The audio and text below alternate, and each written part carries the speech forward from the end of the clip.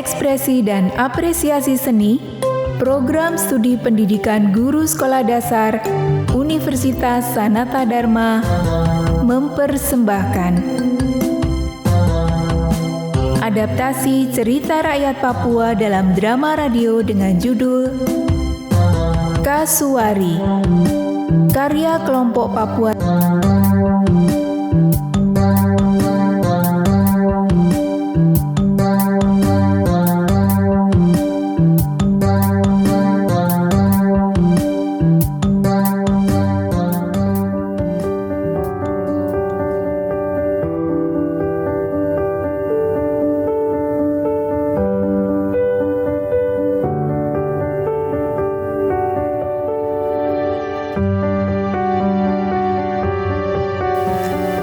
Dahulu kala, hiduplah seekor burung kasuari di pinggiran desa kecil, yaitu Desa Siaka. Burung kasuari ini sering mengambil sisa-sisa makanan penduduk desa, sampai suatu hari, burung kasuari itu bertelur dan menetaskan seorang anak perempuan yang bernama Suoi. Kasuari mengajari anaknya dengan menggunakan bahasa isyarat dan mencari makan seperti orang-orang di desa. Suatu ketika, Ibu Suoi menelusuri hutan dan mencari makanan, dan ia menemukan salah satu pohon yang berbuah.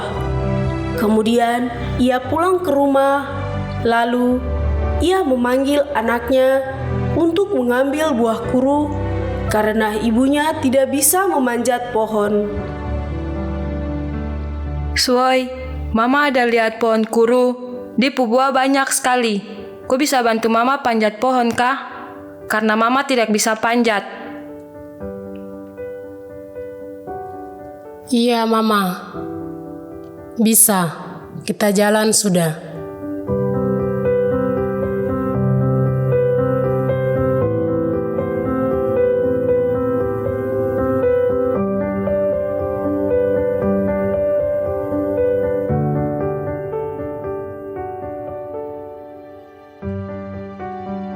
Tanpa mereka sadari, seorang pemburu sedang mencari hewan-hewan liar dan menemukan jejak kaki manusia dan kasuari.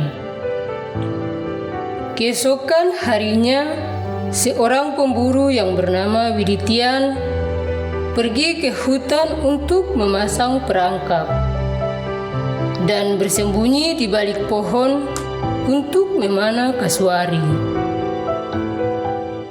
Suoi bersama ibunya pergi ke hutan untuk mengambil buah kuru. Tetapi pemburu sudah siap untuk memanah. Ketika ibu Suoi memungut buah dan memasukkannya ke dalam mutu atau bakul, pemburu langsung melepaskan panahnya dan mengenai ibu Suoi tepat di sasaran. Ibu Suoi terkena panah, lalu ia berusaha lari ke rumahnya. Karena dia tidak mau mati dan tubuhnya dibawa oleh pemburu. Suoi pulang ke rumahnya dan mengetahui ibunya sudah sekarat. Kemudian kasuari berubah menjadi manusia dan berpesan kepada anaknya. Suoi, ku jaga kupu diri baik-baik. Mama minta maaf tidak bisa jaga ko. Jadi kalau Mama sudah tidak ada, ku ambil bulu dan tulang untuk pakai jaga diri. Mama, jangan jalan kasih tinggal sa. Mama.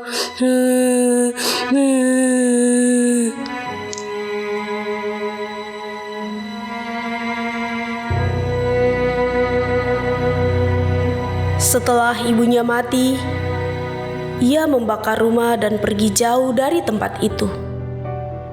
Kemudian, ia menemukan pohon besar untuk dijadikan tempat tinggalnya yang baru. Selang berjalannya waktu, Sue bisa beradaptasi di lingkungan barunya. Tanpa ia sadari, tangisannya didengar oleh Widitian. Dan ternyata suara tangisan itu berasal dari atas pohon besar. Widitian menebang pohon itu, tetapi selama seharian menebang pohon itu tidak tumbang. Widitian merasa capek dan lelah. Dan Widitian memutuskan untuk melanjutkannya pada keesokan harinya. Widitian bangun di pagi hari dan menemukan pohon sudah kembali seperti semula.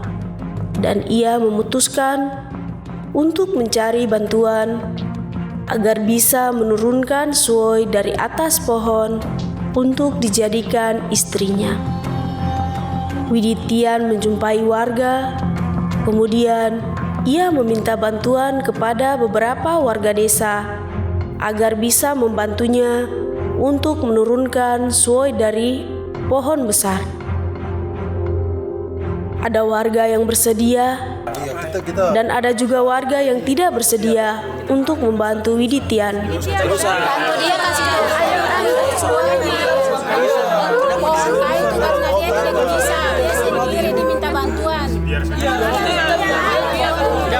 Kemudian seorang warga memanah Sue dan melukai Sue, dan Sue mengambil darah dari kakinya lalu meletakkan di atas benalu. Kemudian Sue dibawa pergi oleh Widitian dan mereka tinggal bersama di desa. Sesekali Sue berkunjung ke hutan, ke tempat ia menaruh darahnya. Ternyata darah yang ia taruh di atas benalu itu sudah berubah menjadi seorang anak laki-laki yang dinamainya Busu Sue. Busu Sue tumbuh dan berkembang di hutan. Sesekali Sue pergi ke hutan untuk melihat Busu Sue dan membawakan makanan. Suatu hari, Sue pergi ke hutan untuk melihat Busu Sue. Busu Sue, kau di mana? Mama ada datang bawa aku punya makanan. Mama, saya ada di sini, di atas pohon ini. Kau buat apa di situ? Saya ada duduk saja nih, sambil tunggu Mama datang.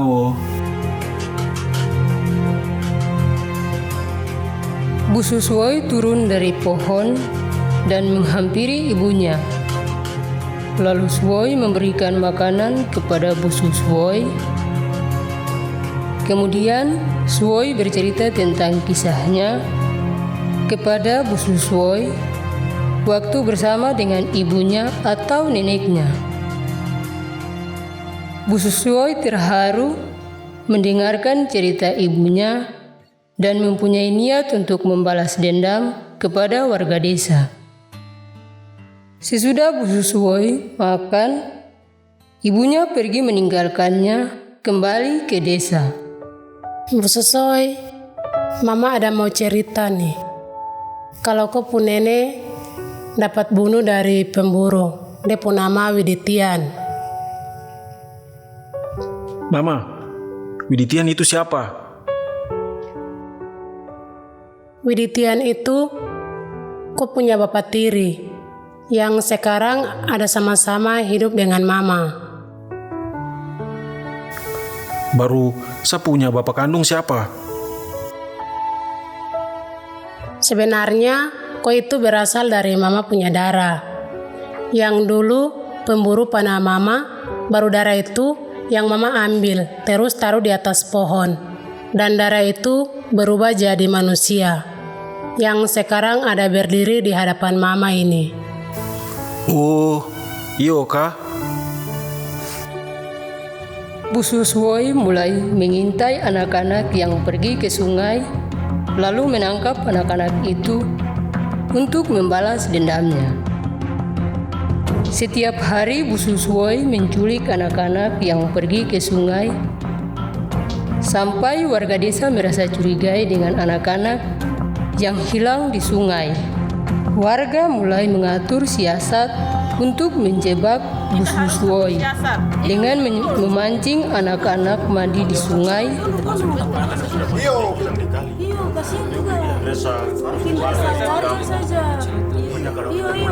Lalu datanglah Bu Suswoi untuk menangkap anak-anak tersebut yang sedang mandi.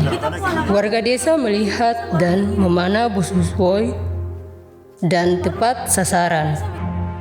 Kaget melihat anaknya mati dibunuh warga desa, dan Suwoi datang memeluk anaknya sambil menangis, lalu menceritakan yang sebenarnya kepada warga desa, kalau yang dibunuh warga desa adalah anaknya. Suwoi juga menceritakan kepada warga kenapa Bu Suswoi menculik anak-anak di sungai, karena ia membalas dendam neneknya. Setelah warga mendengarkan cerita dari Suwoi, mereka merasa bersalah karena telah membunuh kasuari neneknya Bu Suswoi. Pada pagi hari, warga berkumpul di balai desa untuk membuat kesepakatan dan menyerahkan seorang anak laki-laki sebagai anak perdamaian kepada Suwoi. Suwoi menerima anak itu dan membesarkannya, kemudian hidup dengan damai di desa. Pada suatu hari, hiduplah seekor burung kasuari di pinggiran desa Siaga, dan burung-burung kasuari itu sudah menyatu dengan masyarakat di desa Siaga. Kemudian, pada sore hari, datanglah 4 orang pemburu masuk ke desa Siaga memburu kasuari-kasuari. Lalu terdengar suara kejaran pemburu. Lalu Tuan Dusun melihat 4 pemburu itu dan ia bertanya, Kam datang buat apa? Kita ada kejar kasuari. Kam jangan panah kasuari-kasuari itu, karena kasuari-kasuari itu sudah menyatu dengan kita di desa ini. Kita mau panah kasuari untuk makan dan jual. Iya betul, kita mau makan dan jual. Iyo, karena kasuari itu dia punya harga mahal. Jadi kita mau panah kasuari itu dan jual ke bule-bule. Jangan kamu panah kasuari itu. Tidak bisa. Kita sudah kejar dari tadi. Jadi harus tetap kita panah. Iya betul sekali, kita sudah capek nih. Jadi kita harus panah. Tidak boleh kamu panah kasuari-kasuari itu, karena kasuari-kasuari itu sudah menyatu dengan kita di desa ini. Semua masyarakat di desa mulai membicarakan tentang Tuan Dusun yang melarang keras 4 pemburu yang akan membunuh kasuari-kasuari di desa. Karena mereka merasa bahwa burung-burung kasuari itu sudah hidup berdampingan dengan mereka. Kita tidak mau kalau kamu bunuh kasuari itu. Iya, kita tidak mau kamu bunuh kasuari. Iya betul, kalau kamu mau berburu di hutan ini tidak boleh. Yo, kamu berburu di hutan lain saja. Yo, kamu cari kasuari di tempat lain saja. Karena burung kasuari di sini sudah hidup berdampingan dengan kita. Sudah lama dan kita sudah anggap mereka sebagai kita keluarga.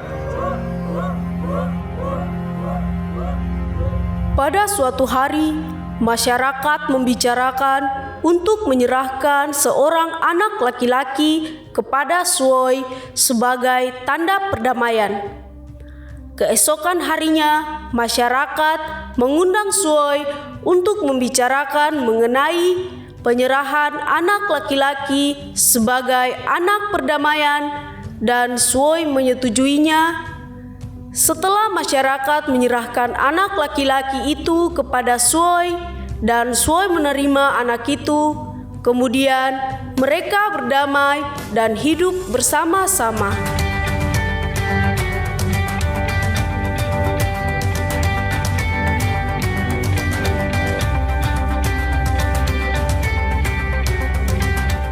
Demikianlah akhir cerita adaptasi Kasuari karya kelompok Papua 3 kelas 6K Program Studi Pendidikan Guru Sekolah Dasar Universitas Sanata Dharma. Semoga damai selalu menaungi bumi Indonesia. Sampai jumpa di episode-episode selanjutnya.